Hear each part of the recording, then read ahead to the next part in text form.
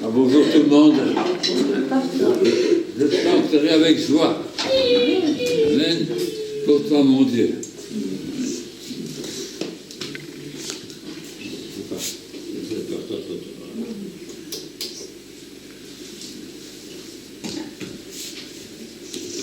Eh oui, Seigneur, on va chanter. C'est pas du murmure, c'est pas un astuce, c'est pas des complaintes. Jérémie chantait des complaintes. Mais même oubliez ces complaintes, il va dans tout un chapitre, on peut chanter sa joie, son espérance. Amen. Eh bien, nous, on peut chanter le Seigneur aussi.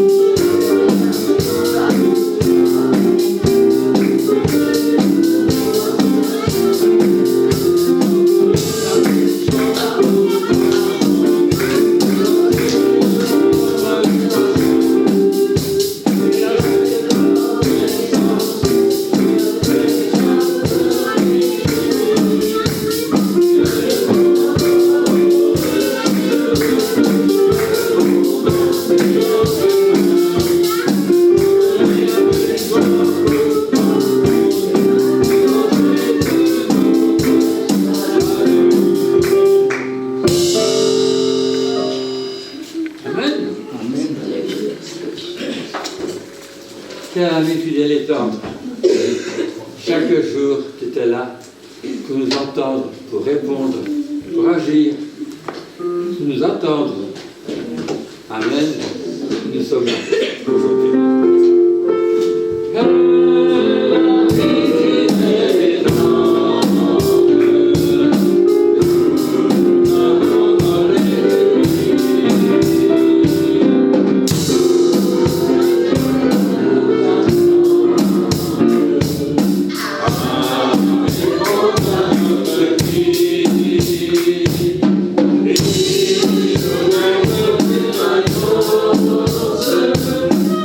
Oh,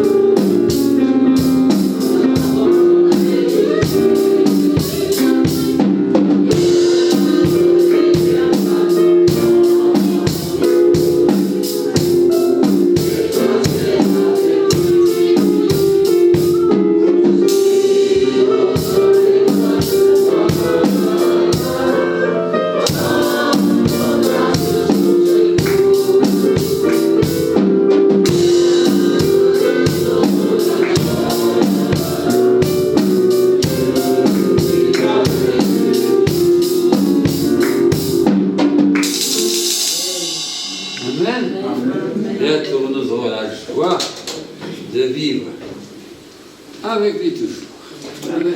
Le prochain chant, c'est un psaume. Un psaume, on va lire ensemble. Au chef de chorale, au chef des chantres, vous êtes les chantres. D'accord. Un psaume de David, un cantique. Avec confiance. Vous connaissez le mot confiance, hein? Amen. Un autre mot pour confiance, c'est foi. La foi. Hein? Le juste vivra par la foi. Vous pouvez traduire par le juste vivra par la confiance. Donc c'est un mot grec, hébreu.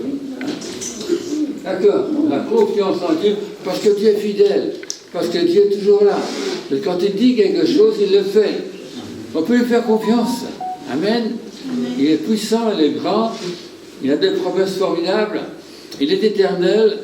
On peut lui faire confiance. Et le juste vivra par cette confiance qu'il a en ce Dieu. Alléluia. Parce que Dieu est fidèle. On a chanté quel Dieu fidèle et tendre. Nous avons Jésus-Christ. Toujours prêt, toujours disponible. Amen. Avec confiance au Dieu, on te louera dans Sion et l'on accomplira les vœux qu'on t'a faits. Parce que les Juifs faisaient des vœux à Dieu. Ils promettaient, amen, et ils tenaient leurs promesses. Amen. Comme Dieu qui a ses promesses, parce que Dieu est fidèle. Puisque Dieu est fidèle, nous le serons aussi. On tient aussi nos promesses. Amen, on accomplit aussi les vœux qu'on lui fait. Ô toi qui écoutes la prière, alléluia. Eh bien, on a passé une année formidable. Certains ont connu des épreuves de toutes sortes, mais quand on prie, le Seigneur entend. Amen. Et il exauce la promesse, il exauce la prière. Tu entends la prière, et tu exauces la prière, et tu agis sur l'immensité de ta miséricorde et ta compassion en faveur de tes enfants. Et pendant toute cette année, certains ont passé par des difficultés grandes, énormes, pas tous, heureusement, hein, mais on a des années meilleures que d'autres, peut-être. Mais chaque fois, Dieu est fidèle. On a confiance en lui. Amen. Alléluia. Parce que tu écoutes la prière et tu réponds, tu exauces la prière. Parce que s'il écoute, ce n'est pas pour l'enregistrer simplement, c'est pour exaucer la prière. Amen. Tous les hommes viennent droit à toi. Et j'espère que la femme aussi. En général, les femmes viennent avant les hommes. Hein. Vous avez remarqué ça. Hein. Il y a plus de femmes dans l'église parfois que les chrétiens qu'il y a les hommes. Hein. Mais les hommes viendront à toi aussi. Tous les hommes viendront à toi. Les iniquités m'accablent. Qui pardonne nos transgressions. Un Dieu fidèle qui pardonne. Qui n'a pas de rancune. Amen. Heureux celui que tu choisis et que tu admets en ta présence pour qu'il habite dans tes parvis. Eh oui. Et quand un roi choisit quelqu'un dans sa présence, il est heureux, cette personne-là. Hein? Il peut manger à la table du roi, il peut parler avec lui, il peut partager ses besoins, il peut parler au roi, il est invité, il est dans ses parvis, dans sa cour. D'accord? Et Dieu nous invite. Amen. Amen. Heureux. Alors, qui est-ce qui est heureux ce matin? Quelques-uns sont heureux. Pourquoi? Parce que vous êtes invités, tiens. Tu es invité. Le roi, un jour, avait fait une invitation. Il avait lancé l'invitation à tous ses amis, tous les gens qu'il connaissait du coin. Et tous, sans exception, ont eu des excuses. Qui, pour le roi, étaient farfelus. Alors, à se marier, ben, ça savait bien qu'il y a une fête pour arranger son mariage le jour avant, le jour après. Un autre avait acheté des bœufs, il fallait qu'elle les essaye.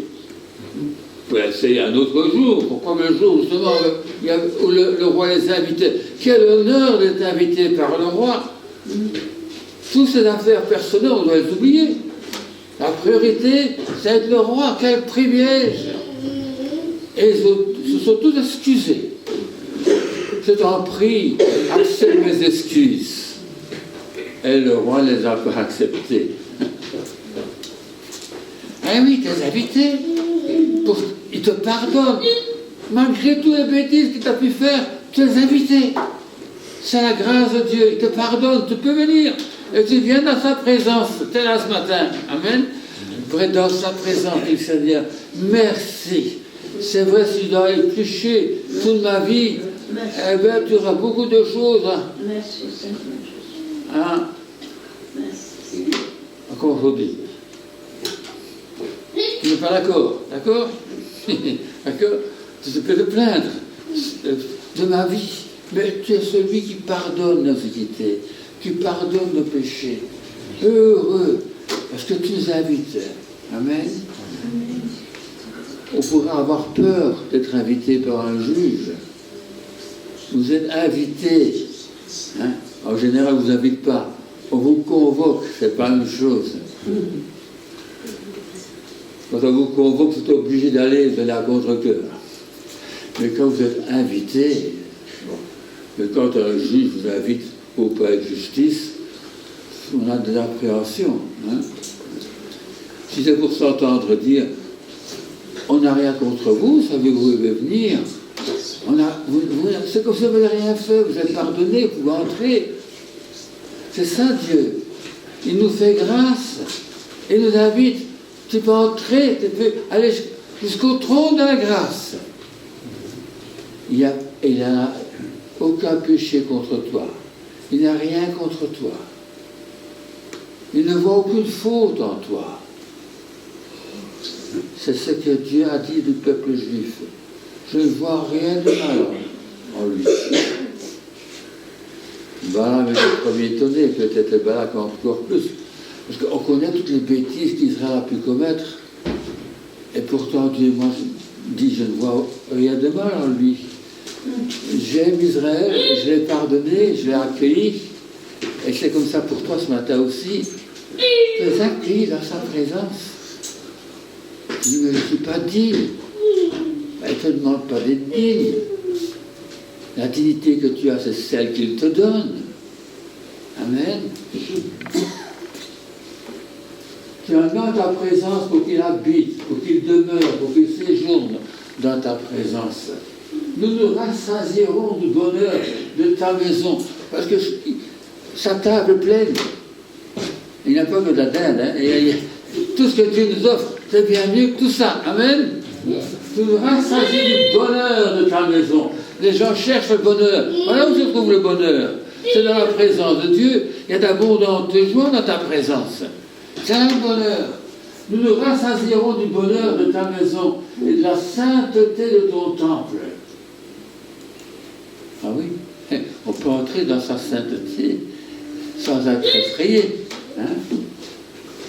Dans ta bonté, tu nous exauces par des prodiges. Dieu de notre salut, espoir de toutes les extrémités lointaines de la terre et de la mer. Et ce matin, nous aurons l'occasion de remercier Dieu pour toute sa bonté, tous ses exaucements vers vous. Il a fermé les montagnes par sa force. Il est saint de puissance. Il apaise les mugissements des mers, le mugissement de leurs flots, le tumulte des peuples. Alléluia. Ceux qui habitent aux extrémités du monde se frayent de tes prodiges. Tu remplis d'allégresse l'Orient et l'Occident. Tu visites la terre et tu lui donnes l'abondance. Tu la combles de richesse. Alléluia. Toi aussi, à t'es comblé ce matin. Il te comble.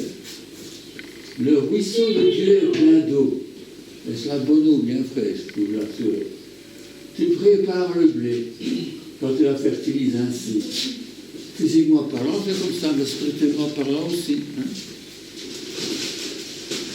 En arrosant ce sillon, en aplanissant ses bottes, par des trempes, par des pluies, tu bénis son germe. Ces petites choses, peut-être, hein, vous avez mangé du pain ce matin, vous avez dû, hein, il y a un fermier qui a semé, a labouré, a semé, etc. Et Dieu a fait pousser. Amen. Et puis il a donné la nourriture aux semeurs. Il a envoyé la pluie en son temps. Il a fait germer les plantes. Et ce matin, tu as mangé du bon pain. Parce que Dieu a pourvu. Amen. On est heureux que Dieu ait pourvu. Vous savez d'où vient le blé, hein, chez vous, chez nous. Le pain, vous mangez, le blé, ça vient d'où? De la terre, oui, de la Russie. S'il vous plaît, le blé qui vient de Russie.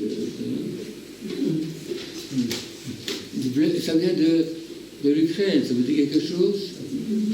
Il n'y a pas tellement de blé qui vient de Belgique. Hein. Le Canada, quand il veut bien nous en envoyer. D'accord? Mais on est rassasié, on est gâté. Vous pensez à certains autres peuples, ils n'ont pas tout ce que vous mangez, ils n'ont pas toutes les joies que vous avez, tous les plaisirs, ils ne connaissent même pas le Dieu que nous connaissons. Et nous sommes heureux, nous sommes un peuple heureux, nous sommes comblés, non? Vous avez des vêtements chauds. C'est triste, hein? Que dans certains pays, ils n'ont pas d'événements chauds. Ils n'ont pas besoin, parce que c'est en Afrique. À moins que vous habitez à Sibérie, bien sûr. Amen. Mais Dieu est bon pour nous. Amen. Il bénit. Il pleut. Merci Seigneur. Grâce à la pluie, on va manger. Et cette année, il y a beaucoup de choses à manger. Des pommes, des poires, toutes sortes de choses qui poussent en Belgique. Amen. Tu bénis son verbe. Tu couronnes l'année de tes biens. Et l'année est presque finie. Elle est presque couronnée. Mais elle est couronnée de biens. Le Seigneur a été bon pour vous.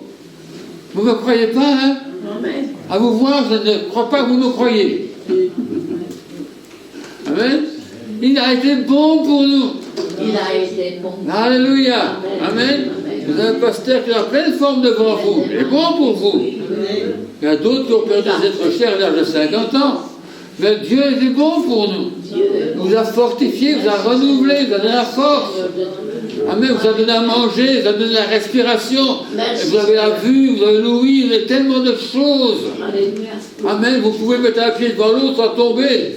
Vous êtes formidable. Alléluia. Et c'est Dieu qui fait tout ça pour vous. C'est Dieu qui vous tient debout dans les luttes, dans les combats, dans les moments de tentation. Qu'est-ce qui vous soutient? Qui est-ce qui vous aide à traverser les fleuves? Qui vous aide à traverser les tempêtes? Qui est là? Pas toujours le pasteur, mais Dieu toujours. Amen. Toujours là, toujours là. Il bénit, il bénit, il bénit encore. Il a béni cette année, il bénira encore l'année prochaine. Amen. Alléluia. On a demandé, le docteur a demandé à Marie-Thérèse, depuis quand êtes-vous malade de votre cancer? 13 ans. Le docteur était agréablement surpris. Il dit, oui, mais j'ai quelqu'un qui me soutient. Le docteur sourit. Ah oui, c'est Dieu qui soutient. Parfois, il guérit instantanément. Et parfois, tout ce qu'il fait, c'est soutenir. Il soutient toutes choses par sa parole. Sa parole nous suffit. Alléluia. Tu couronnes l'année de tes bienfaits et tes pas versent l'abondance. Et il marche devant vous. Et vous le suivez, et partout il va. C'est pas comme petit poussé qui met des graines. Lui, carrément, c'est l'abondance. Amen. Les plaines du désert sont abreuvées. Eh oui. Et les collines sont ceintes d'allégresse. Tout chante. Les pâturages se couvrent de brebis. Les vallées se revêtent de froment. Les cris de joie et les chants retentissent. Alléluia. Amen. Dans l'église encore plus. Hein? C'est tout. Oui. Vous allez ajouter, hein? Vous allez remercier Dieu, vous allez louer Dieu, vous allez vous souvenir ce qu'il a fait pour cette année-ci, de tout le bien qu'il a fait. On a chanté quel Dieu fidèle et tendre. Amen. Alors, qui est-ce qui va commencer? Dire Seigneur, merci pour cette année qui est presque aboutie. parce que tu étais là tous les jours. Amen. Alléluia. Merci Seigneur. Alléluia. Alléluia. Merci Seigneur. Cette année, Seigneur, même quand on n'était pas passé par la vallée du Baca, Seigneur, tu étais là, Seigneur. Ton amour était là, ta présence était là, tu m'as tiré de la boue, Seigneur. Béni sois tout, Seigneur Jésus, tu étais toujours là. Merci pour ta puissance, merci pour ta présence, Dieu de gloire. Merci, Seigneur, pour ta miséricorde, merci, Seigneur. Loué soit tout, Seigneur Jésus. Loué soit tout pour ton amour. Loué soit tout pour ta grâce. Loué soit tout, Seigneur Jésus. Alléluia. Sois béni, Seigneur. Alléluia. Merci, Seigneur Jésus. Amen.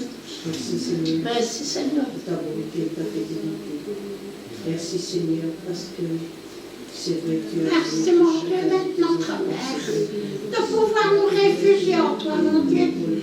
Merci Seigneur pour tout ce que tu fais pour nous. Merci pour ta merveille. Merci pour ce que tu nous réjouis, Seigneur, de toute ta création, de toute ta merveille. Seigneur, merci. Merci d'être venu vers nous, Jésus, pour nous déverser du mal. Merci, Seigneur, de nous remplir de ta paix et de nous conduire dans la lumière, mon Dieu. Que nous fassions, Seigneur, ta volonté en toutes choses. Merci de nous transformer à ta ressemblance, Jésus. Merci, mon Dieu. Merci d'être toujours là. Merci d'être notre appui. Seigneur, d'être notre forteresse. Seigneur, notre appui fort. Notre Seigneur, notre retraite. Merci, mon Dieu. Merci. Merci, Seigneur. Merci, mon Dieu, d'être notre Dieu, d'être notre Père.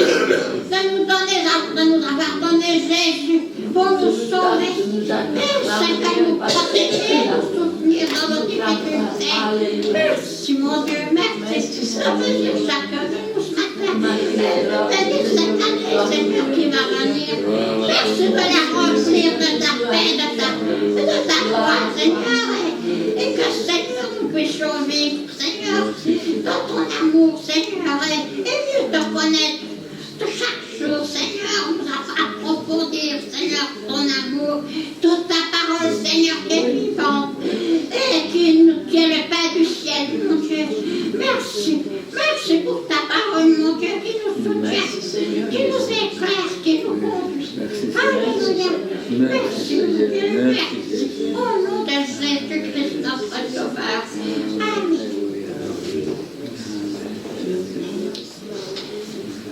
Seigneur, merci encore, Seigneur, de ta présence et de ce que tu nous admets en ta présence, Seigneur. Malgré tout, par-dessus tout, tu nous invites dans ta maison. Tu nous invites à ce banquet. Quelle joie de t'appartenir. Oui, Seigneur. Amen. Amen. Seigneur, de première dans l'unité de cet esprit. Merci, Seigneur. Alléluia.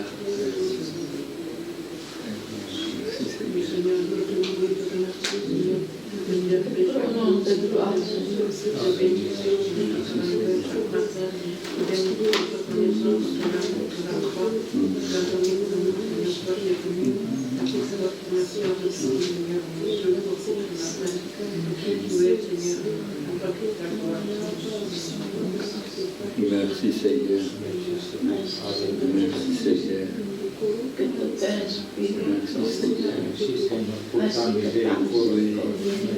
Merci pour ta bonté, Seigneur. Merci que tu nous as gardés jusqu'à présent.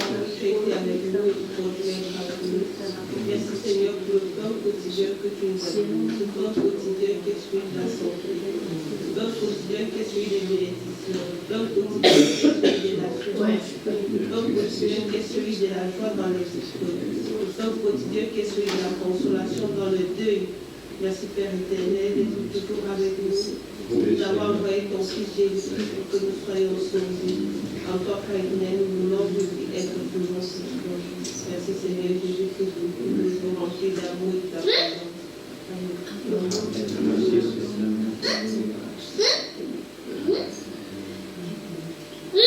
Merci Seigneur Jésus. Merci. Merci Seigneur. Alléluia.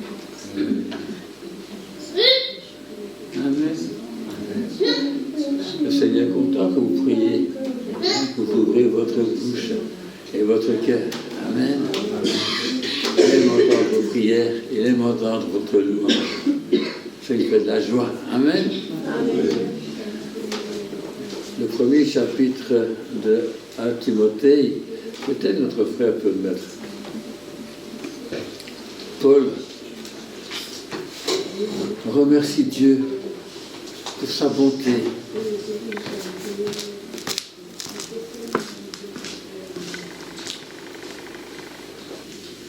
À Timothée,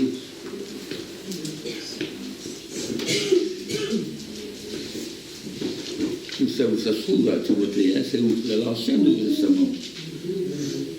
Un nouveau, hein, c'est déjà quelque chose. C'est un nouveau, frère. C'est bien. Voilà. On va prendre au commencement. Ça, c'est presque la fin.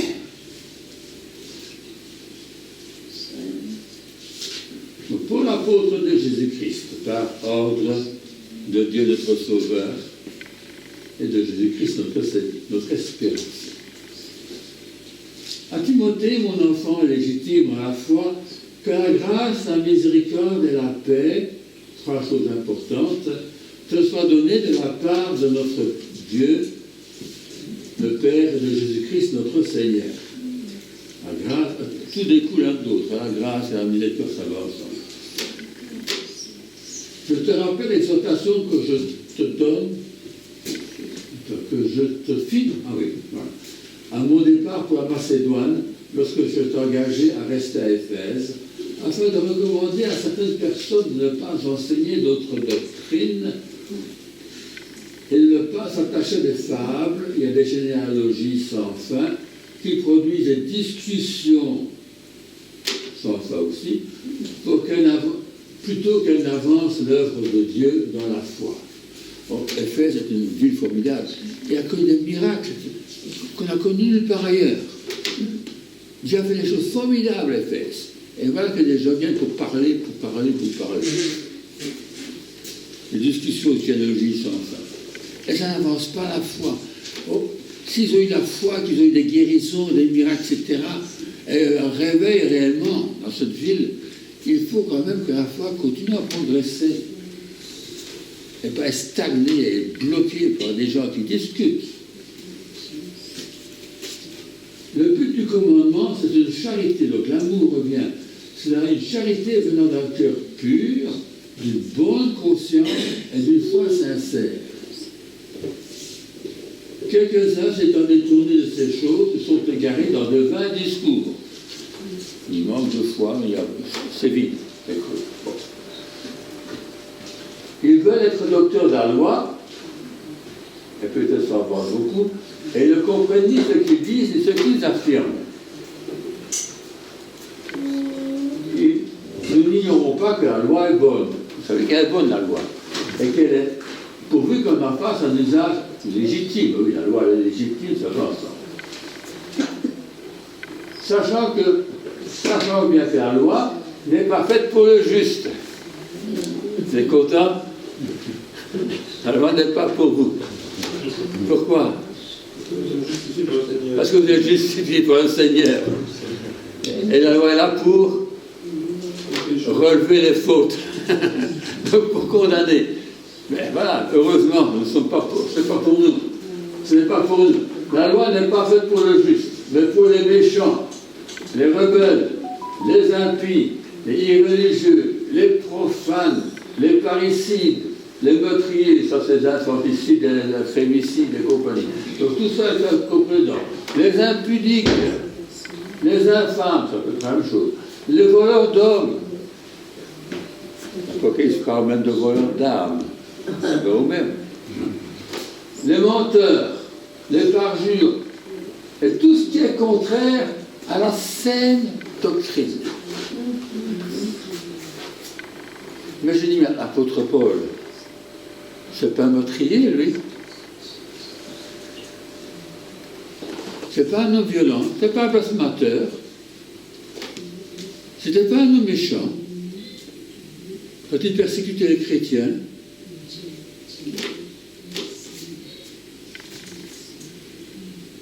Comment est-ce qu'il peut se permettre de critiquer les autres? S'il est pas mal placé, on continue. Conformément à l'évangile de la gloire de Dieu bienheureux, évangile qui m'a été confié. Je rends grâce à celui qui m'a fortifié, à Jésus-Christ notre Seigneur, de ce qu'il m'a jugé fidèle, en m'établissant dans le ministère. Moi qui étais auparavant un blasphémateur, un persécuteur, un homme violent, mais oui, un méchant. Mais j'ai obtenu miséricorde. Et ça fait toute la différence.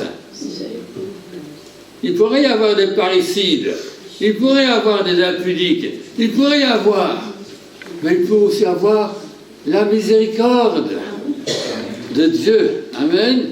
On s'est approché du trône de la grâce pour obtenir miséricorde. Et l'apôtre Paul a obtenu miséricorde. Comment est-ce qu'un meurtrier peut obtenir miséricorde? C'est parce que quelqu'un a payé pour lui. Amen.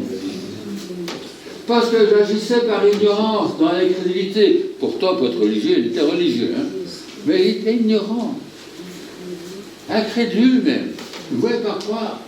Et la grâce, rien avec des bonnes œuvres, ça. La grâce de notre Seigneur a surabondé.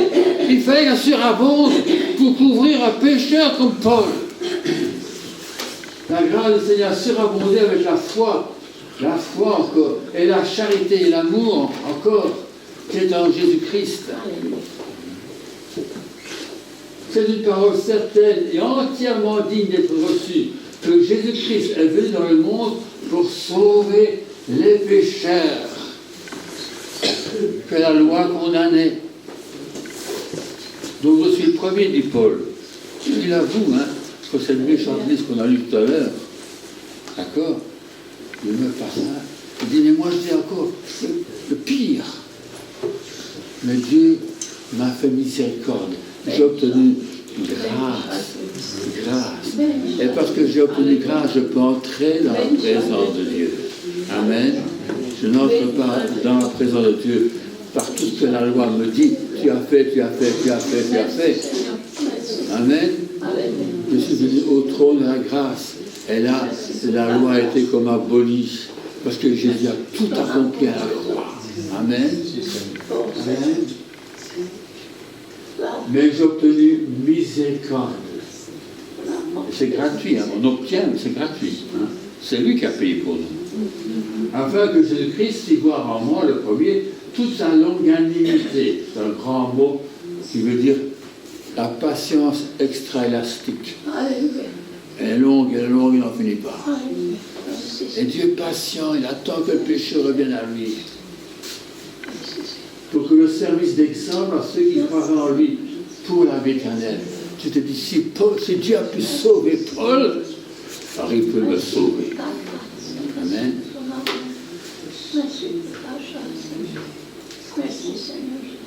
Au roi des siècles, immortel, invisible, seul Dieu, soit honneur et gloire au siècle des siècles.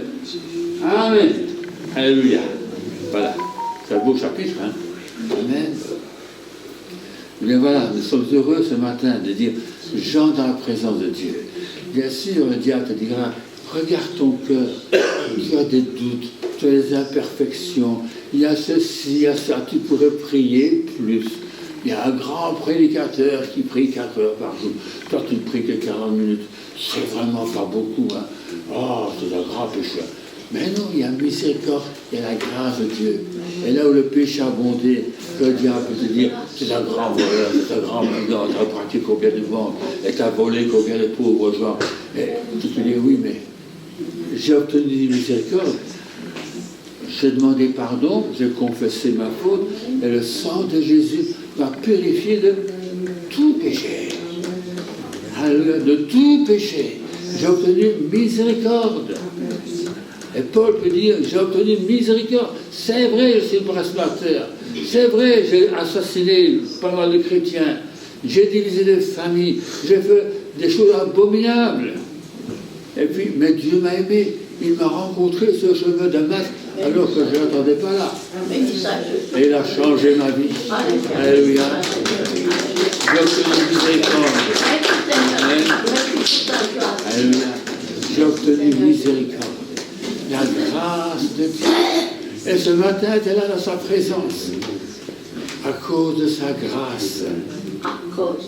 Pas à cause de la loi vue par Moïse, mais la grâce et la vérité sont venues par Jésus-Christ. Luc chapitre 1, d'accord? La grâce et la vérité, c'est en Jésus-Christ. Et ce matin, je suis là, je me dis, tout mon passé mauvais, cafardeux, tout est oublié, lavé, blanchi par le sang de Jésus. Alléluia. Quelle grâce ce matin. Quelle joie de pouvoir se présenter devant Dieu sans avoir peur et de manger tout ce qu'il a sur sa table pour moi, qu'il a dressé face à mes adversaires, et toute cette huile de joie qu'il me donne, toute cette abondance qu'il me donne. C'est pour moi. Je ne le mérite pas. Bien sûr, tu ne le mérites pas, mais te le donne.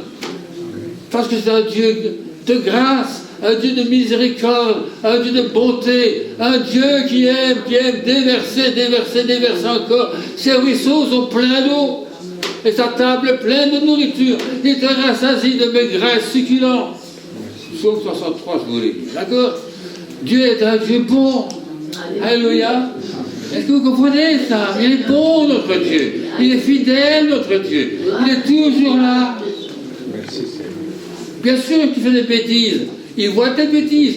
Ses yeux sont partout à terre. Il voit tout. Mais c'est un Dieu qui pardonne. C'est un Dieu qui accueille. C'est un Dieu qui paye pour les autres. Pour ceux qui le lèsent, qui lui font du tort. Mais il pardonne. C'est un Dieu de pardon. Alléluia. Un Dieu d'amour. Un Dieu qui est fidèle. Amen. Amen. C'est un roi immortel. À lui l'honneur, la gloire. Et ce matin, il est là pour ça. Pour recevoir notre honneur, notre gloire, notre joie, toutes choses. Amen. Alléluia. On va chanter encore un chant, parce que notre frère est très nerveux. Vous voyez? Il a hâte de chanter le chant suivant. Tant qu'il vit, tant qu'il règne, mon tout-puissant ami, il n'est rien que mon âme craigne. Je me sens à l'abri.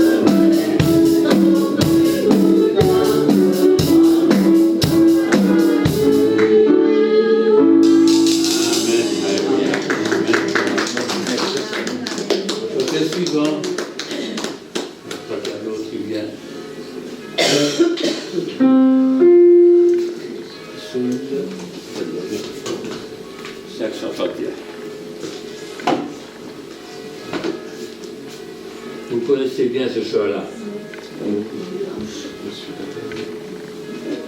C'est l'hymne national anglais, je crois. Amen. C'est un beau, hein, ce chant-là. En anglais, c'est God Save the King, God Save the Queen. D'accord? C'est un roi, une reine qui règne. C'est un certain Tyndale qui a dit ce mot-là. Le traducteur de la Bible, qui fouillait la persécution en Angleterre, qui a été arrêté à Villevort et brûlé sur la place de Villevort. Son monument est toujours là. Si elle nous a à Villevort, demande un petit peu de voir le monument de Tyndale. Et en mourant, il a dit que Dieu sauve le roi d'Angleterre. Et Dieu a fait quelque chose de formidable. Amen. Et cette parole est devenue l'hymne national anglais. C'est peut-être le seul hymne national où Dieu est vraiment mentionné dedans. C'est beaucoup mieux, enfin, sans dire entre nous, hein, que l'hymne français. Aux armes, citoyens! C'est guerrier. C'est les Gaulois, avant les Vikings. D'accord? Mais Dieu nous sauve. Et on a mis d'autres paroles sur cette musique.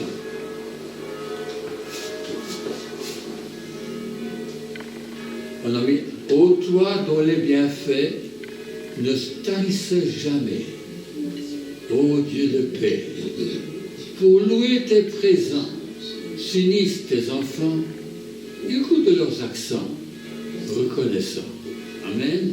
Et nous sommes là ce matin pour ça. Le Seigneur va vous entendre. Amen. Ô toi,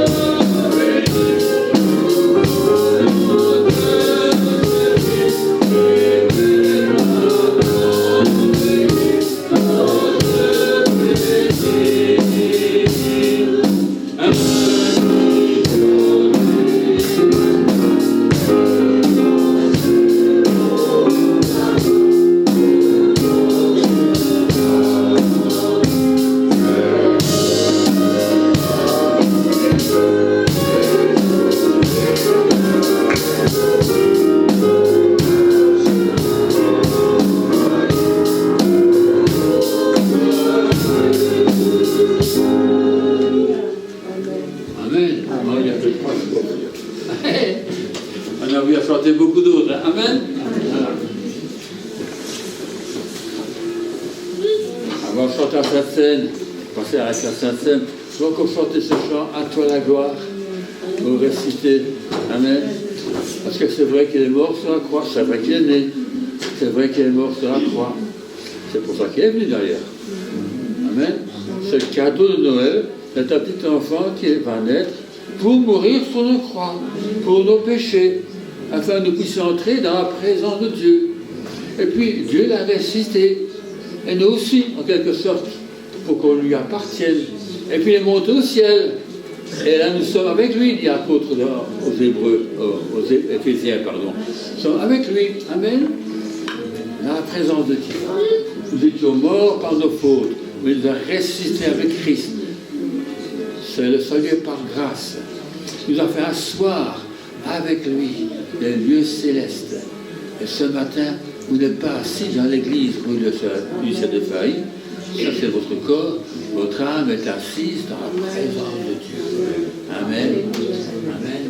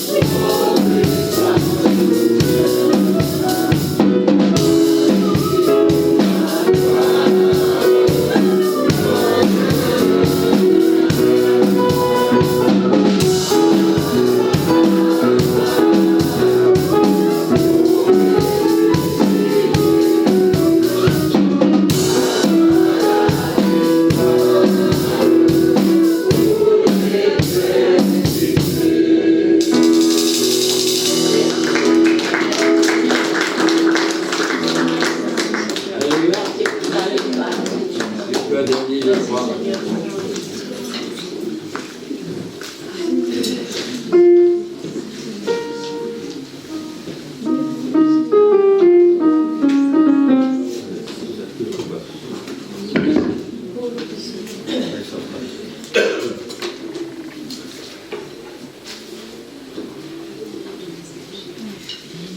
Merci Seigneur pour ce que tu es. Oh, que toute la terre entonne un hymne à ton honneur, que l'univers entier résonne de ta gloire, ô Seigneur. Amen. Vous voyez ces enfants gagner les qu'au dimanche, d'accord. Amen.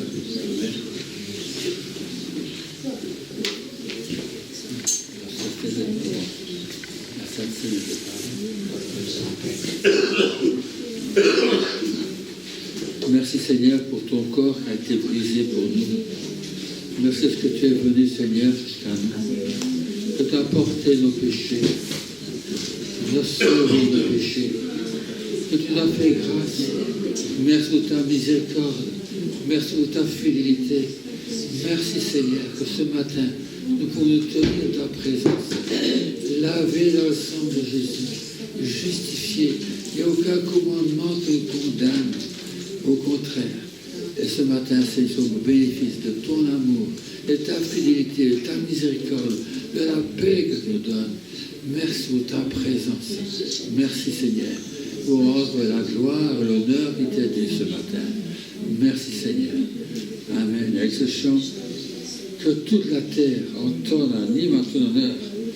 Amen. On va introduire à ce chant. La Sainte Seine. Amen.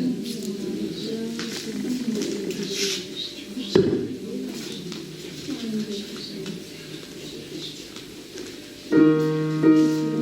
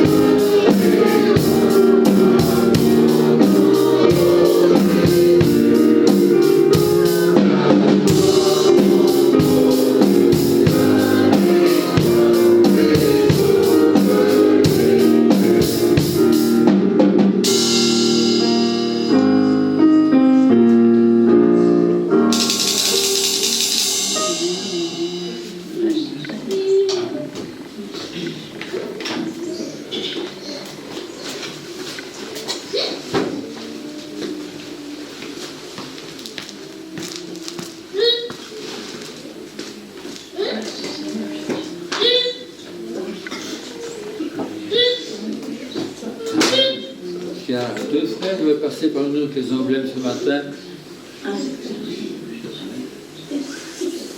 Merci Seigneur pour ce pain qui représente ton corps qui a été brisé à notre place sur la croix.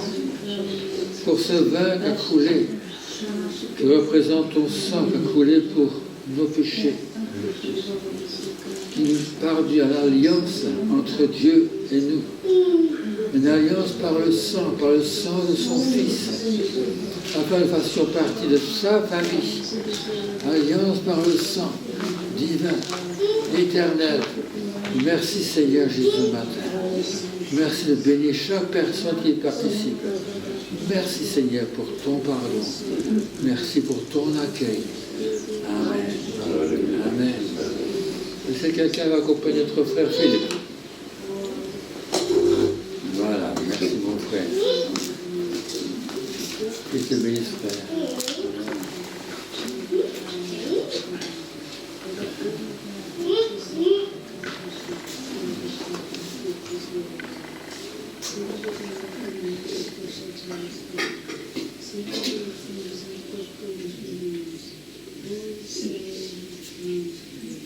Seigneur mon Père.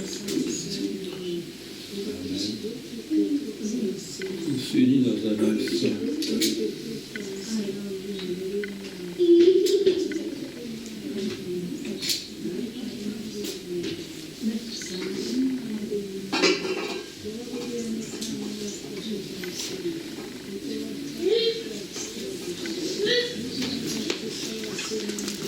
Merci Seigneur.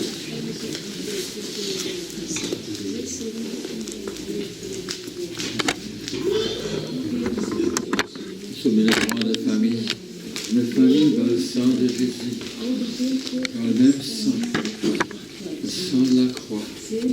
Alléluia. Merci Seigneur. Pour moi, un seul corps,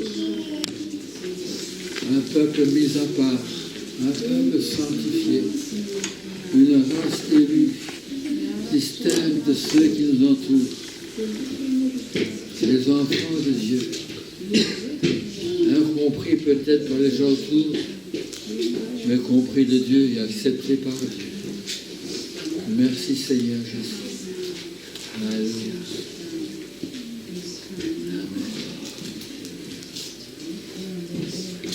Jésus dit, participez tous.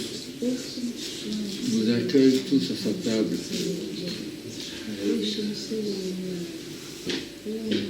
Il n'y a ni juif, ni grec, ni étranger, quelconque ici, ni race, ni quoi que ce soit. Il y a des gens, des enfants de Dieu, lavés dans le sang de Jésus, purifiés par son sang. Alléluia. Amen. Voilà, bonjour. Comment ça va?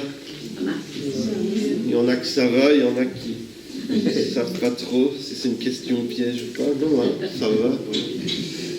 Et moi, je suis content de vous voir ce matin quand même dans la maison de Dieu. Et je ne sais pas ce que vous avez eu comme année. Hein, souvent, on repense à l'année dernière. Ah, c'était pas bien, ou c'était bien, ou j'espère que ce sera mieux.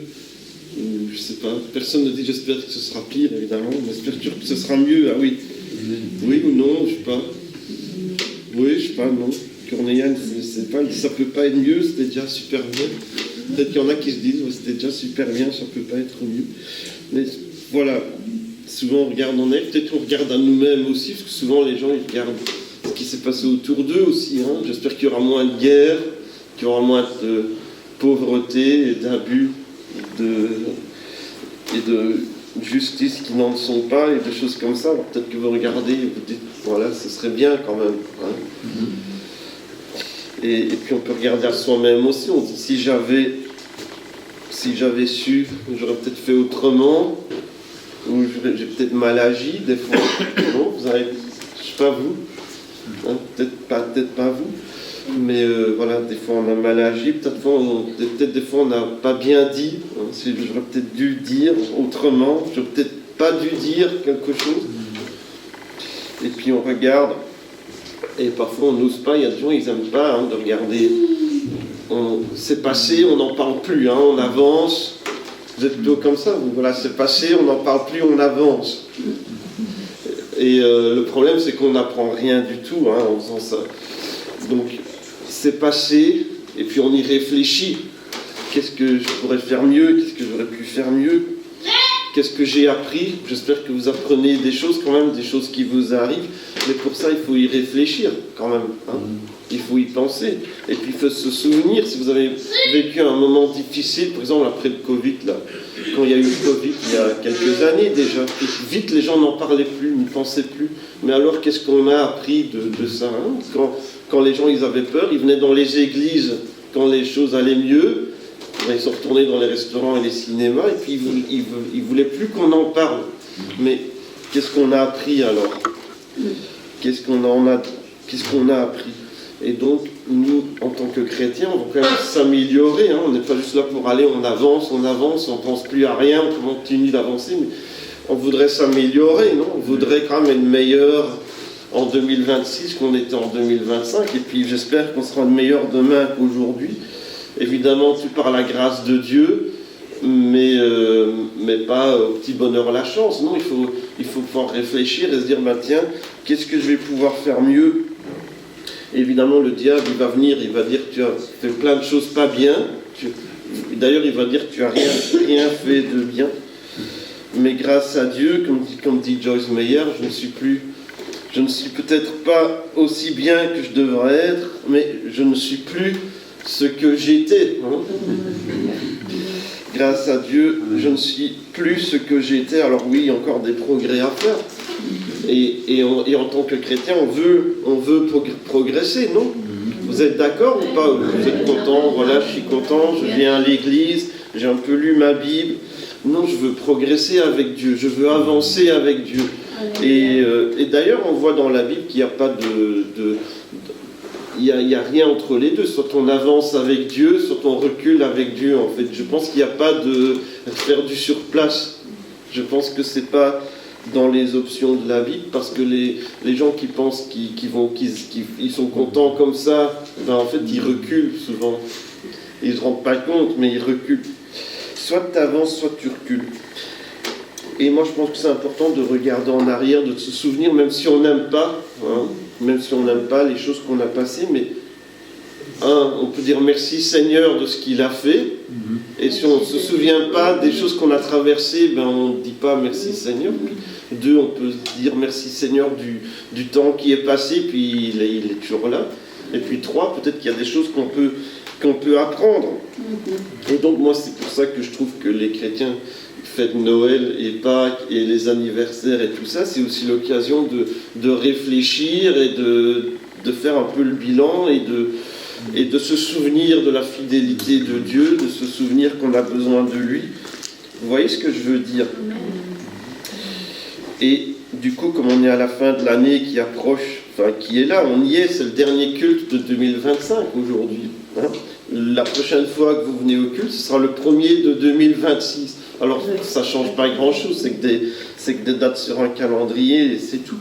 Mais c'est important de prendre le temps de réfléchir, et de réfléchir à ce que Dieu a fait, de réfléchir de ce que nous on a fait, et de ce qu'on voudrait que Dieu fasse encore. Dans Deutéronome chapitre 8,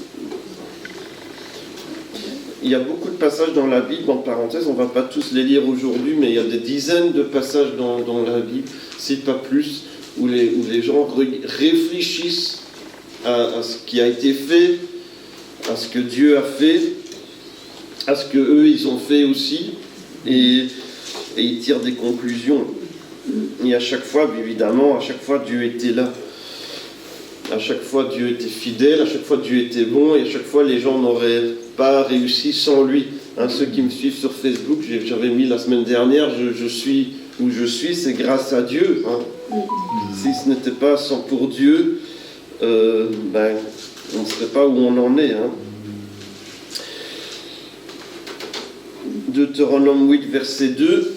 Souviens-toi de tout le chemin que l'Éternel, ton Dieu, t'a fait faire pendant ces 40 années dans le désert.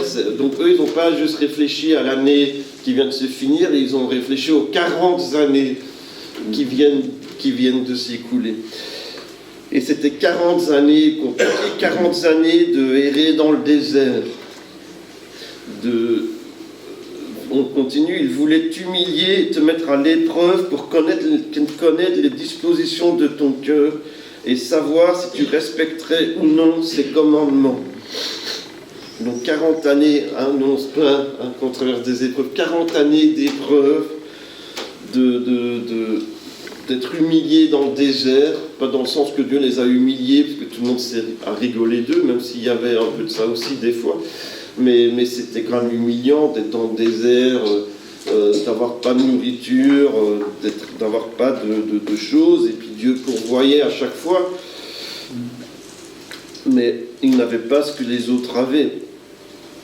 Mais Dieu voulait voir s'ils allaient respecter ou non ses commandements. Je pense que Dieu a conclu que non, ils n'allaient peut-être pas les respecter finalement. Enfin, je ne sais pas, mais j'ai l'impression que non, moi.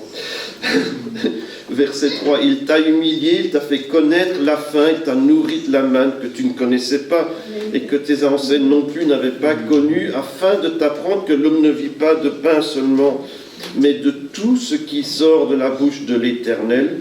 Pendant ces 40 années, ton vêtement ne s'est pas usé sur toi et ton pied n'a pas enflé. Reconnais dans ton cœur que l'Éternel, ton Dieu, t'éduque comme un homme éduque son enfant. Tu respecteras les commandements de l'Éternel, ton Dieu, pour marcher dans ses voies et pour le craindre. Donc voilà, souviens-toi. Donc regarde en arrière et souviens-toi de tout le chemin que tu as parcouru. Et on se contente de regarder à l'année dernière, mais voilà, souviens-toi du chemin que tu as parcouru. Et ce n'est pas un discours de motivation que Moïse fait ici, ça a été dur. C'est vraiment un vrai bilan, honnête et authentique. C'est pas juste tout était bien, c'était facile, merci Dieu. Non, c'était dur. Il y a eu des échecs, il y a eu des moments d'humiliation, il y a eu des moments vraiment difficiles, mais Dieu n'a pas déserté. Dieu a toujours été là. Dieu a toujours été présent. Il y a d'autres passages, je vous ai dit, il y en avait plein dans la Bible, mais c'est un bilan assez honnête et pas toujours facile d'admettre aussi les erreurs que nous, on a pu faire. Deutéronome 1, verset 32, Dieu était avec eux, Dieu avait pris soin d'eux, Dieu avait pourvu pour eux ce dont ils avaient besoin, et il leur avait donné la loi qui est comme un cadre pour qu'ils puissent être heureux, c'était comme ça le but. Et ça les établissait en tant que nation aussi, parce que quand il y a une nation, il y a une loi, il y a une constitution. Bon, voilà, la loi de Dieu, c'était de dire, voilà, vous êtes maintenant une nation, vous êtes un peuple, vous avez la loi, et vous devez la suivre, et moi je suis votre Dieu, je suis votre roi, si vous voulez. Deutéronome 1, verset 32, malgré cela. Alors moi je ne lis pas dans la version de Louis II parce que je n'aime pas les subjonctifs plus que parfaits du machin futur, je ne sais pas quoi, qui sont là. Donc malgré cela, vous n'avez pas eu confiance en l'Éternel, votre Dieu, qui marchait devant vous sur la route pour vous chercher un lieu de campement la nuit dans un feu, afin de vous montrer le chemin où vous deviez marcher, et le jour dans une nuée. Donc malgré tout, vous n'avez pas eu confiance en l'Éternel. Donc voilà, c'est un bilan. Il n'est pas là pour essayer de jeter des fleurs, pour essayer d'encourager tout le monde.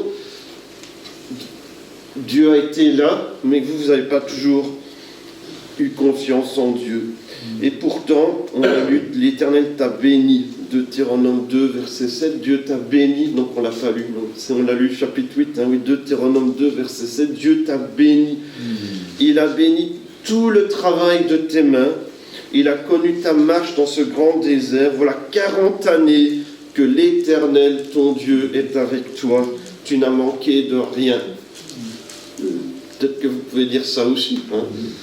Tu n'as manqué de rien, Dieu a toujours été avec toi. Alors est-ce que ça a été toujours facile depuis que tu es chrétien? Est-ce que les choses ont été toujours faciles? Non. Non, peut-être même que ça a été très difficile. Mais Dieu a toujours été avec toi. C'est vrai ou pas? C'est vrai, mais c'est vrai aussi que c'est pas toujours facile. Hein. Faut pas, voilà. Et est-ce que c'est vrai aussi qu'on a toujours eu confiance en Dieu malgré qu'il nous a fait des promesses? Est-ce qu'on lui a toujours fait confiance?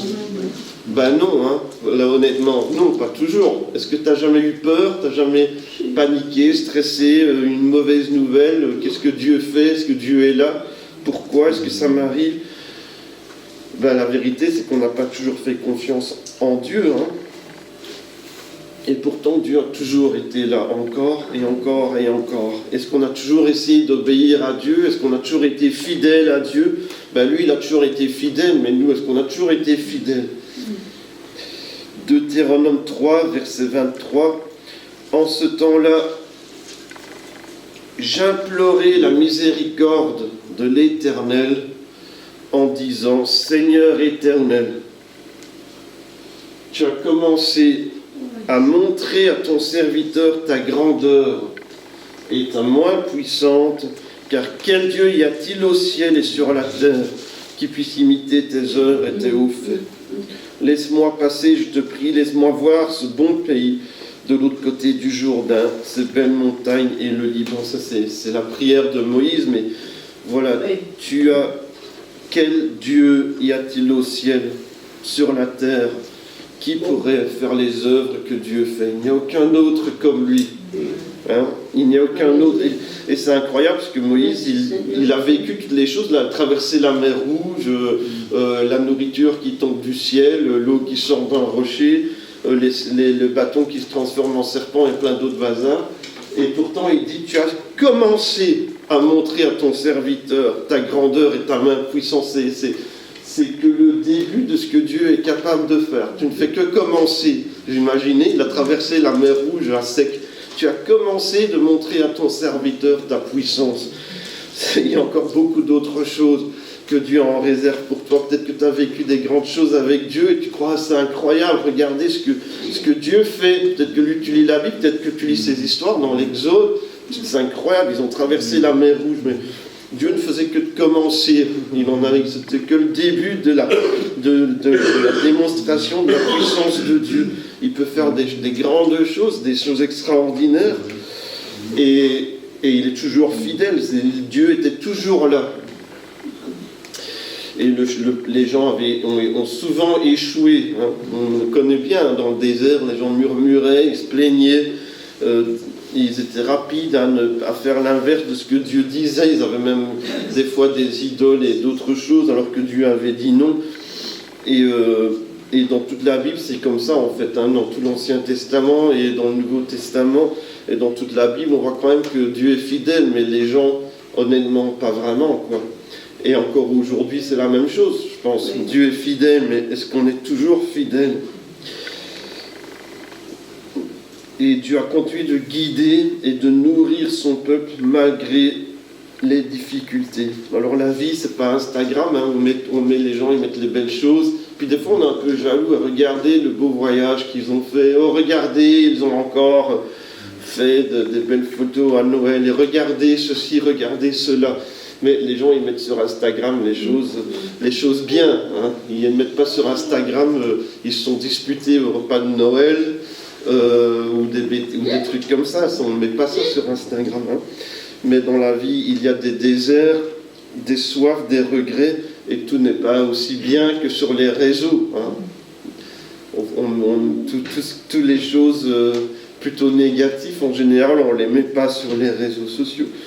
Dieu ne demande pas qu'on enjolive les choses, il demande qu'on soit vrai et qu'on regarde les choses en face.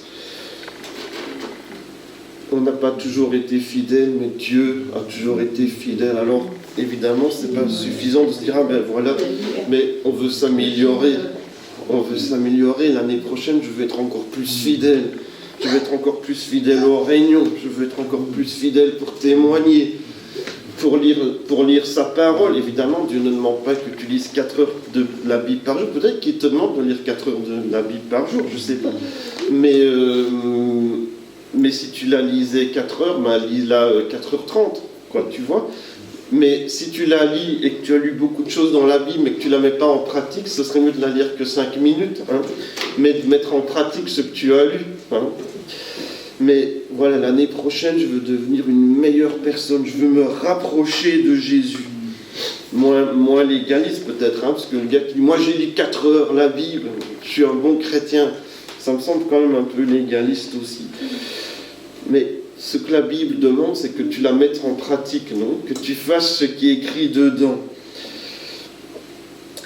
Il y a d'autres passages dans la Bible où on se souvient de ce que Dieu a fait. Qui est comme Dieu ? Qui est comme lui ? Qui peut être sans ? Qui peut faire les choses qu'il fait ?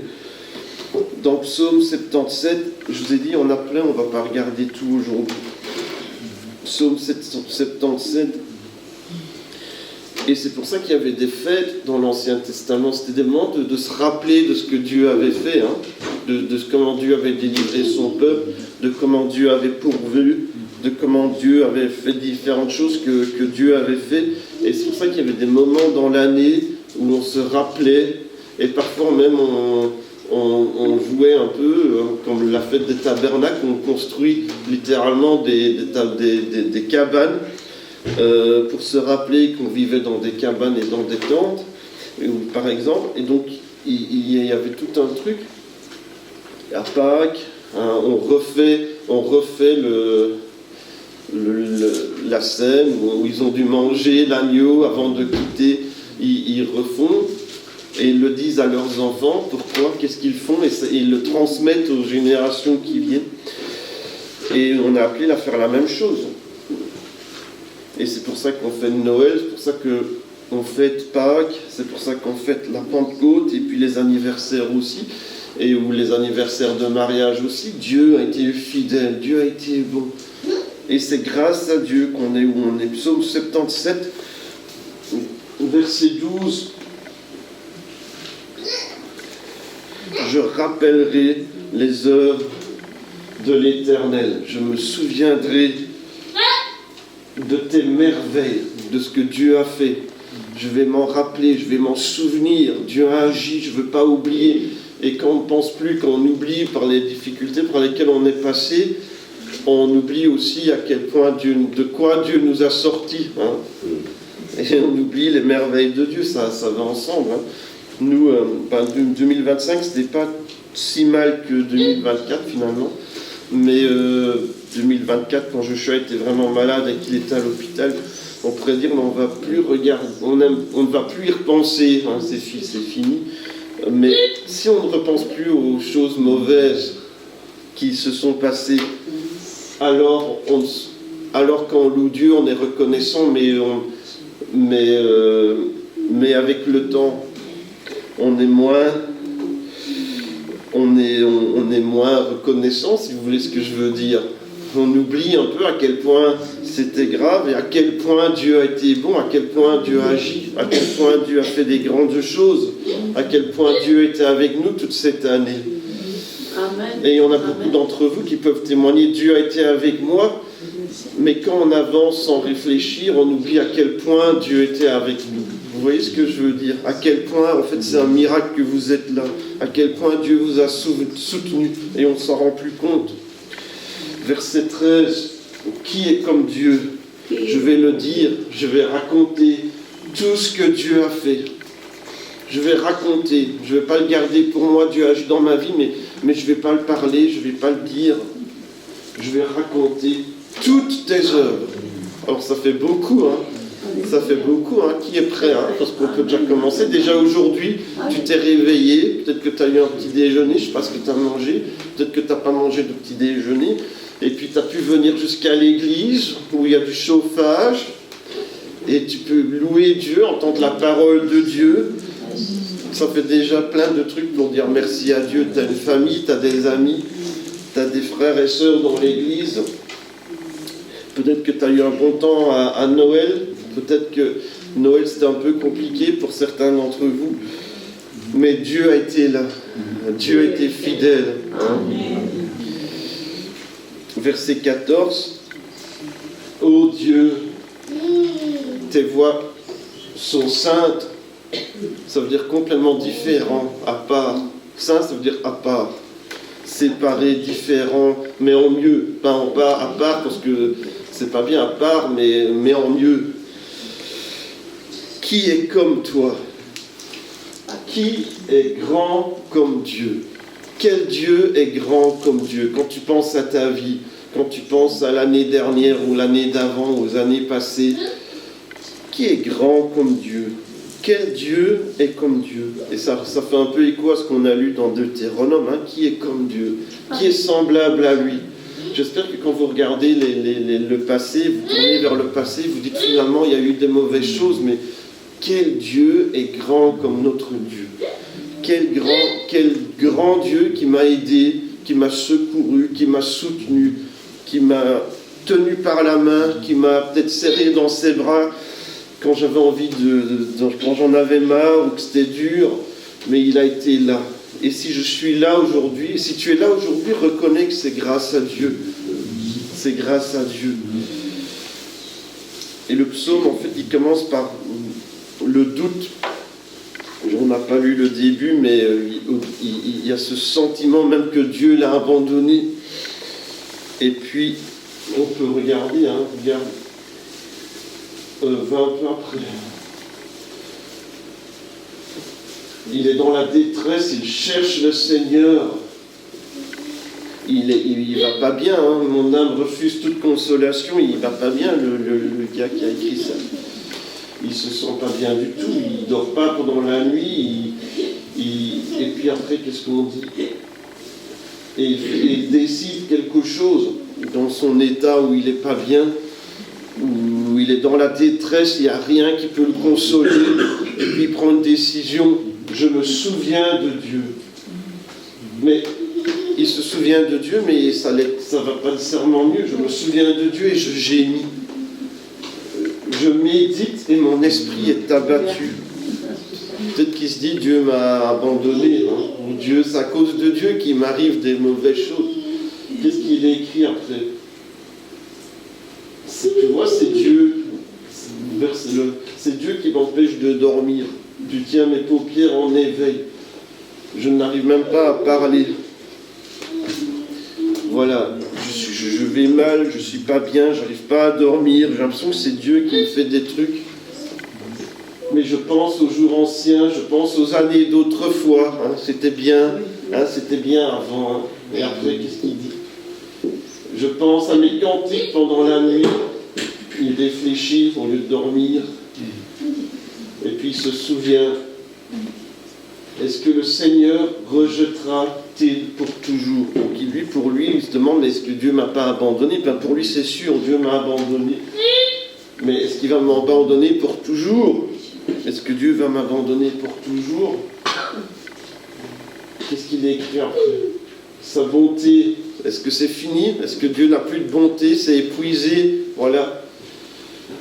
Donc, vous voyez, il traverse des moments de doute, de questionnement, de l'impression que Dieu l'abandonne, que Dieu n'a plus de bonté. Après, sa parole est anéantie. Dieu a oublié d'avoir compassion. Est-ce que Dieu a oublié d'avoir compassion? Et après, et alors, il souffre.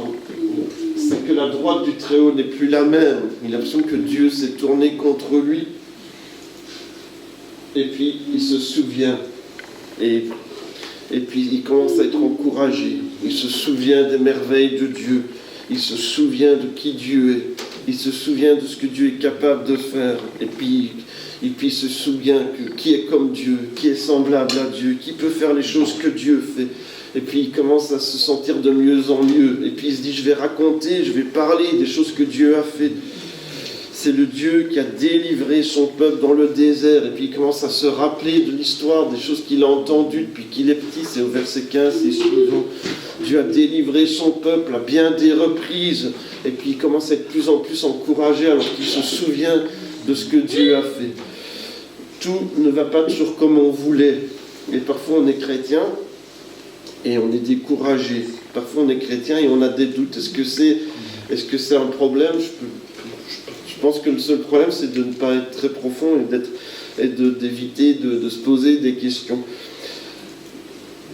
il avait l'impression qu'il avait commis des erreurs, peut-être que Dieu l'avait abandonné. Il dit même, est-ce que la bonté de Dieu est épuisée? Est-ce qu'il a oublié d'avoir compassion? Qui a déjà ressenti ce genre de choses? Voilà, il y a une personne qui est honnête ce matin, moi aussi. Je lève la main avec toi. Qui a déjà commis des erreurs? Ben oui. Qui a déjà cru des erreurs? Qui a déjà cru des erreurs? Ça, c'est difficile parce que si on a cru des erreurs, on ne le sait peut-être pas. On nous dit des choses dans l'erreur, ça c'est probable, mais on ne le sait peut-être pas non plus. Mais Dieu est et sera toujours là. Parce qu'en vérité, même quand il disait est-ce que ta compassion était épuisée, mais non, Dieu n'avait pas oublié d'avoir compassion, Dieu était toujours là. Et Dieu nous conduit, Dieu nous guide, Dieu est le même, il n'a pas changé. Et aujourd'hui c'est la même chose, et moi je t'encourage à te rappeler des choses que Dieu a fait. Et de raconter les choses que Dieu a fait. D'abord raconte-les à toi-même, hein, tu vois, tu te parles à toi-même. Et puis après tu les racontes à quelqu'un, et tu peux venir ici devant d'ailleurs, tu peux rester à ta place. Voilà ce que Dieu a fait pour moi cette année. Et ça n'a pas obligé d'être un truc extraordinaire, hein. Ça peut être juste ce matin, je me suis levé et je suis venu à l'église. Alors que je n'avais pas envie, je n'avais pas de courage, mais je suis venu quand même. Merci Seigneur. Merci Seigneur. Reconnaître les bienfaits de Dieu. Psaume 103, verset 2. Parce que je vous ai dit, parle à toi-même. Et rappelle-toi de ce que Dieu a fait. Et c'est pour ça qu'on regarde, et c'est pour ça que je pense que ces moments, c'est des moments importants. Regarde en arrière et rappelle-toi de ce que Dieu a fait. Et n'oublie aucune des choses que Dieu a fait d'ailleurs, parce que Dieu a été bon, et il a fait beaucoup de choses pour chacun d'entre nous. Même si on a traversé des choses absolument difficiles et horribles, les pires choses qu'on peut imaginer, je sais qu'il y en a parmi vous qui ont traversé des choses, le pire. Moi, quand je suis tombé malade, j'ai dit à maman au téléphone, c'est le pire. Mais en fait, il y en a ici qui ont vécu des choses encore pires que j'ai, même dans les semaines qui ont suivi. Et Psaume 103, verset 2, mon âme bénit l'Éternel. Donc il se parle à lui-même, hein. Son âme c'est lui, hein. C'est moi. Hein. Donc, c'est comme si Lucien, il se regarde dans le miroir et dit, Lucien, bénis l'Éternel et n'oublie aucun de ses bienfaits. Et donc tu te parles à toi-même et tu te dis, n'oublie aucune des choses que Dieu a fait pour toi, n'oublie aucun des bienfaits de Dieu, les petites choses et les grandes choses, n'en oublie aucune et bénis, donc dis du bien de Dieu, dis du bien de Dieu. Et David sait qu'il est pécheur, il écrit un psaume, c'est écrit le psaume 51 où il se repent et il dit que si Dieu le punit, c'est ce qu'il mérite de toute façon. Mais il sait aussi que Dieu pardonne. Il sait aussi que Dieu guérit. Donc il n'est pas là à dire, moi j'ai pas fait d'erreur, j'ai fait aucune erreur, je suis super, je suis roi David, super bien. Non, je fais des erreurs, j'ai fait des erreurs, j'ai mal agi, je ne mérite rien. Mais Dieu, qui est riche en miséricorde, nous fait grâce. Et c'est le verset suivant, il pardonne, il guérit, il relève par sa grâce. Il pardonne, il guérit, il relève, et il fait encore plein d'autres choses. Et il est encore là. Et il est encore là. Et il y a des choses qui arrivent et on se dit, j'aimerais bien. C'est vrai, voilà, on aimerait bien que des choses ne soient pas arrivées, mais Dieu est toujours là. Et on est reconnaissant. On dit merci Dieu, merci Jésus, merci Seigneur. Même au milieu des difficultés, on peut dire merci Jésus. C'est incroyable, mais les chrétiens peuvent dire merci Seigneur, même au milieu des moments difficiles. Et figurez-vous que ça rejoint ce que la psychologie moderne a observé. Il y a une étude qui a été faite, alors je vous passe les trucs. Ça s'appelle « Compter ses bénédictions par rapport à ses fardeaux ». Une enquête expérimentale sur la reconnaissance et le bien-être subjectif dans la vie quotidienne. Donc le fait que les gens, eux, se sentent bien. C'est ça que ça... Eh bien, les participants devaient écrire un journal. Et il y avait une partie qui devait écrire dans le journal des choses pour lesquelles ils étaient reconnaissants. Donc ils avaient leur petit bouquin, et les autres ils devaient écrire n'importe où, ils ne devaient pas faire de journal. Mais ceux qui avaient un journal, ils devaient écrire juste des raisons d'être reconnaissants. Même quand ils traversaient des difficultés, ils devaient écrire un truc, je suis reconnaissant. Et eh bien on a observé que les indicateurs de bien-être émotionnel et psychologique étaient plus élevés, y compris une vision plus positive de la vie et une plus grande satisfaction dans l'ensemble pour ceux qui avaient trouvé des raisons d'être reconnaissants par rapport aux autres. Donc, autrement dit, ils allaient mieux. Ils étaient plus satisfaits et leur santé mentale était mieux. Tous ceux qui avaient été reconnaissants. Et donc, ils ont conclu que se concentrer consciemment sur les bénédictions augmente le bien-être et la satisfaction de vie. Bon, voilà. Mais c'est ce que la Bible dit. C'est pour ça que la Bible dit qu'on est reconnaissant, qu'on dit merci à Dieu. C'est un bouquin. Le bouquin s'appelle La psychologie de la gratitude. Voilà, ceux qui veulent lire l'anglais. Voilà. La gratitude n'est pas juste une vertu morale, mais elle a des effets sur la santé mentale et la satisfaction. Donc comment on perçoit, comment on est satisfait de notre vie. Le fait d'être reconnaissant, ça change ta vie. Et donc la Bible n'est pas déconnectée de la réalité. La Bible nous enseigne à être lucide, à voir les choses comme elles sont. On ne va pas faire semblant que tout va bien quand rien ne va. C'est un truc que j'aime pas quand les chrétiens disent « moi ça va », mais en fait ça va pas du tout. Voilà, et c'est pas grave. Tu peux dire que ça ne va pas. S'il te plaît d'ailleurs, parce que comme ça je peux prier pour toi en plus. Ce n'est pas que tout va toujours bien, ou que tu n'as jamais de doute, ou que tu as toujours tout compris. Mais c'est qu'on a malgré tout toujours des raisons d'être reconnaissant, parce que Dieu est toujours là, et qu'on a toujours une raison de se réjouir en Jésus, comme Paul qui est en prison quand il dit ça. Parce que Paul il est en prison quand il dit « réjouissez-vous toujours en le Seigneur ». Je ne sais pas si vous diriez ça. Moi je ne sais pas si c'est la première pensée que j'aurais si j'étais en prison, si j'écrirais aux gens « réjouissez-vous dans le Seigneur ». À mon avis, je me plaindrais peut-être des conditions, je ne sais pas. Réjouissez-vous toujours dans le Seigneur. Et il dit ça en prison. Comment on peut être en prison et se réjouir quand même? Et il nie pas, il dit pas tout va bien, je ne suis pas en prison, je vais super bien. Il ne dit pas ça.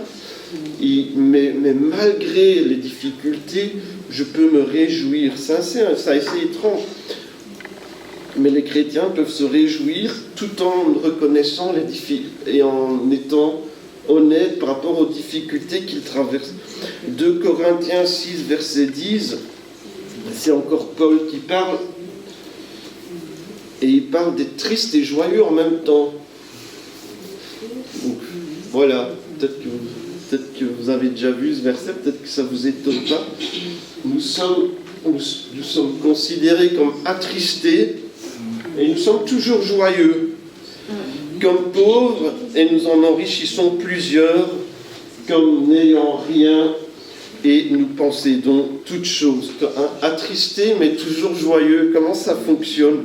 Donc évidemment, c'est les gens qui les voyaient comme attristés, mais c'est vrai qu'ils avaient une vie difficile, qu'ils avaient une vie dure, et Paul ne fait pas semblant. Paul ne nie pas qu'il a des souffrances. Il a des passages d'ailleurs où il fait une liste de toutes les choses qu'il a traversées, des naufrages, des persécutions, des découragements de toutes sortes. Et il en parle. Il ne nie pas les difficultés qu'il traverse, mais il est quand même toujours joyeux. C'est pas un ou l'autre. Il peut être triste dans ces situations et joyeux dans le Seigneur en même temps. Parce que malgré les difficultés qui sont réelles et qui sont vraies, Dieu est là.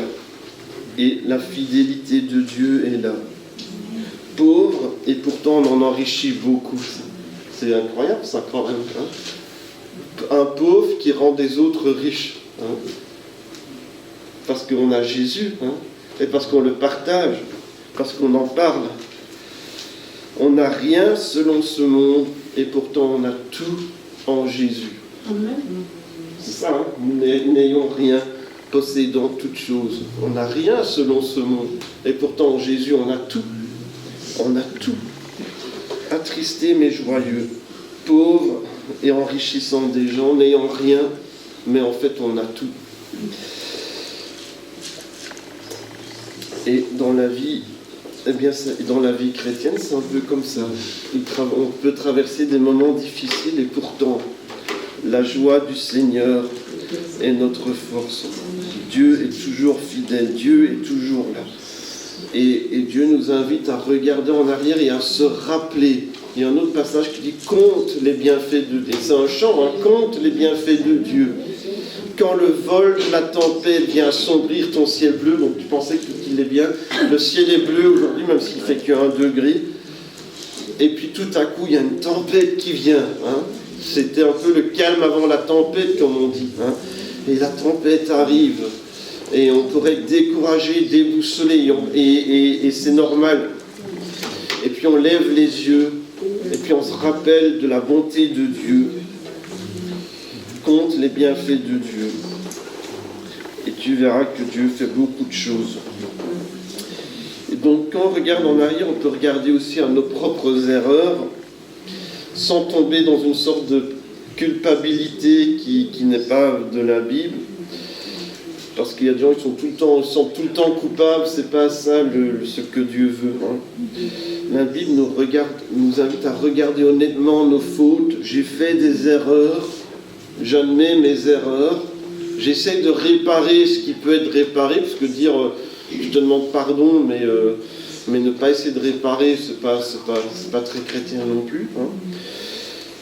Se repentir sincèrement, j'ai l'impression que ça va ensemble, se repentir et réparer, ça va ensemble, ce qu'on peut, hein, parce qu'en Afrique du Sud, dans les années 90, quand il y avait le comité de la réconciliation, bon, on pouvait pardonner les gens après avoir écouté leurs histoires, mais ils ne pouvaient pas réparer ceux qui avaient tué, des gens qui avaient été tués ou qui avaient été battus à mort, ou des choses comme ça. Tu ne peux pas réparer ça.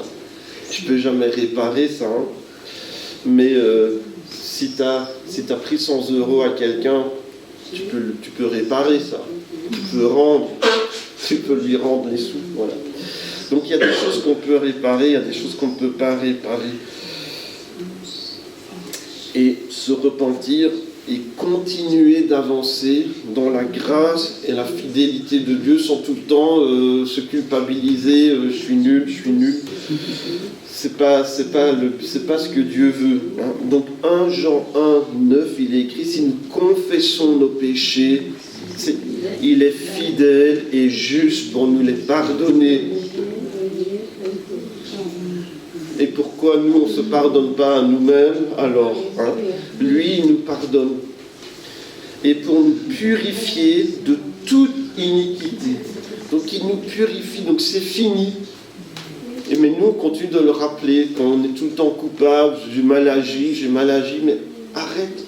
Il te pardonne, il est fidèle, il est juste. Et si tu dois aller trouver quelqu'un ou t'arranger ou réparer, tu le fais. Sinon, ça ne sert à rien de répéter tout le temps je suis coupable.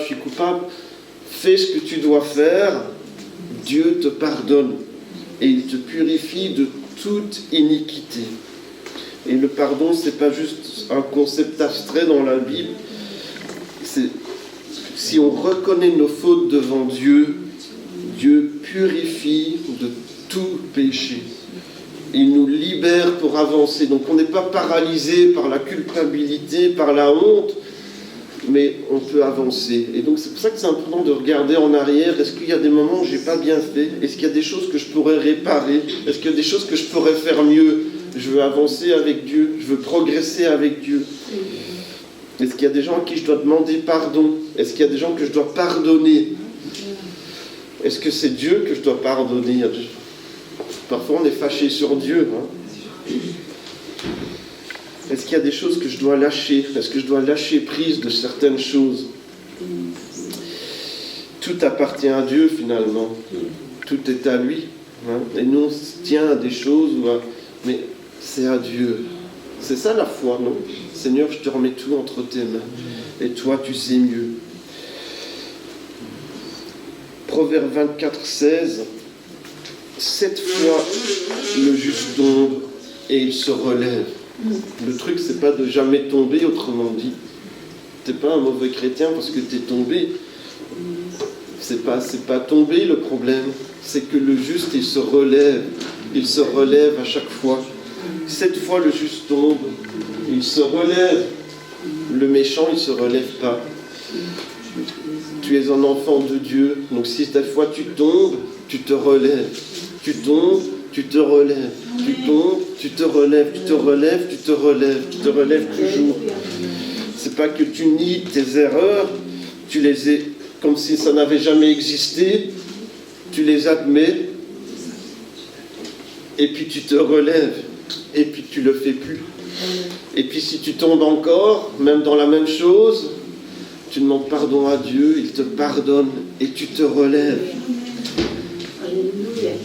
Et tu restes pas là, tu te relèves. On apprend et on continue d'avancer. Et on a besoin des autres, peut-être parfois, pour prier ensemble et pour s'encourager et pour s'aider à avancer. Et donc il y a un processus, hein.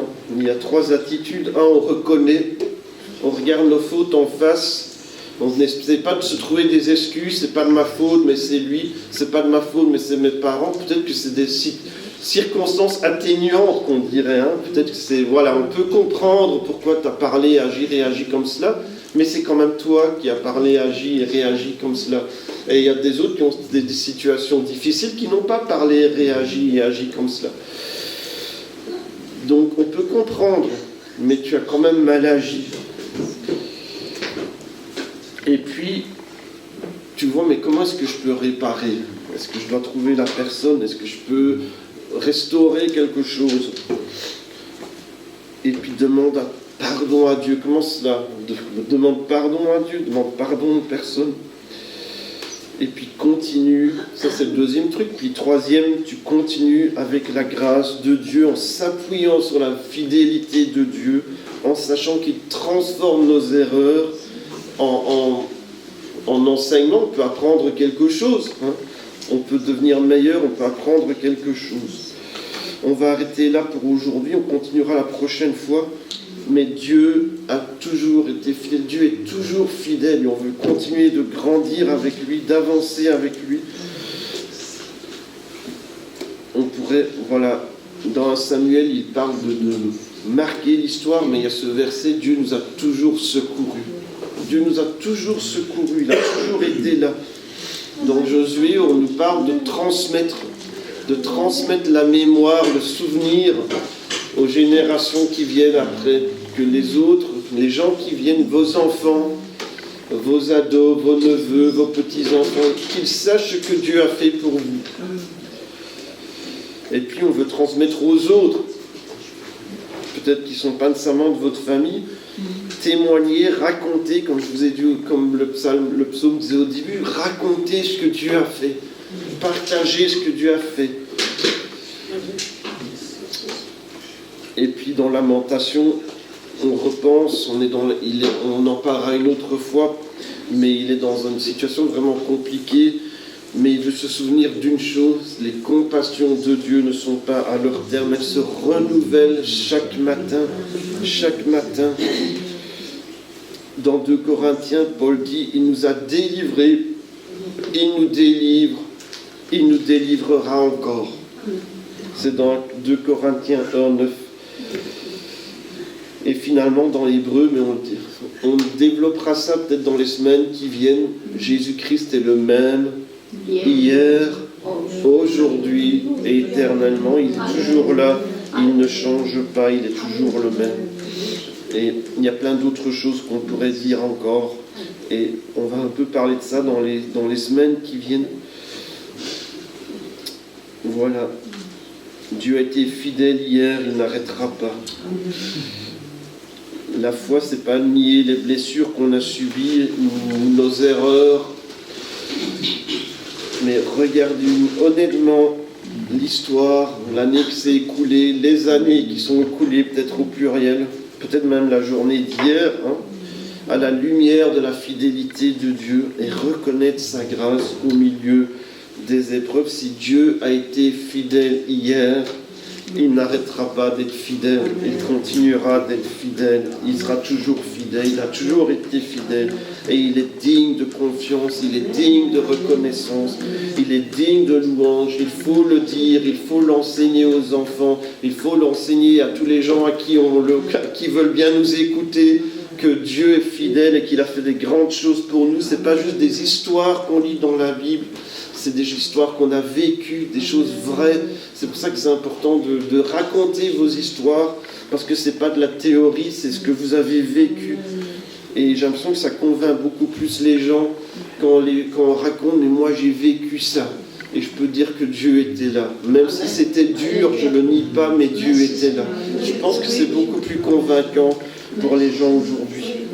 On va prier pour terminer. Merci Seigneur pour ta présence. Tu as été présent toute l'année. D'ailleurs, j'ai l'impression que chaque dimanche, on a dit merci Seigneur pour ta présence. Tu as été présent toute l'année. Tu as été là toute l'année. Il y a peut-être des moments où on s'est réjoui, on a vraiment senti que tu étais là. Et puis il y a peut-être des moments où on était vraiment dans le creux de la vague et on s'est même demandé, mais est-ce que Dieu est là ? Mais tu étais là. Et maintenant on peut voir en arrière et on se dit, oui, Dieu était là. Même quand je croyais que Dieu n'était pas là, Dieu était là. Même quand je me demandais si Dieu avait encore compassion, tu étais là. Et tu étais toujours là. Je ne comprends peut-être pas pourquoi les choses sont arrivées comme elles sont arrivées, mais je sais que tu étais là. Tu étais toujours fidèle. Parfois, je n'ai pas bien agi. Peut-être que j'aurais dû faire des choses mieux. Je ne vais pas m'auto-flageller. Je vais m'appuyer sur ta grâce. Ce n'est pas une grâce à bon marché. Je reconnais que j'ai fait des erreurs, qu'il y a peut-être des choses à faire mieux, qu'il y a peut-être des choses à réparer. Mais je sais que tu es avec moi. Et je veux progresser avec toi. Je veux avancer avec toi. Je veux être mieux demain qu'aujourd'hui. Et je veux être mieux qu'aujourd'hui qu'hier. Mais si des fois je chute encore, je me relève. Je me relève parce que tu es avec moi. C'est toi qui me relèves. Merci Seigneur pour ta présence. Merci parce que tu es là dans nos vies. Aide-nous à avancer, Seigneur Jésus, à marcher avec toi. Et Seigneur, que vraiment on puisse vivre des choses avec toi et qu'on puisse voir des gens qui s'intéressent à toi parce qu'on raconte ce qu'on a vécu dans nos vies. Pas juste de la théorie, que les gens puissent voir, ce que tu dis, c'est une chose, mais je le vois dans ta vie. Je vois dans ta vie que vraiment Dieu agit dans ta vie.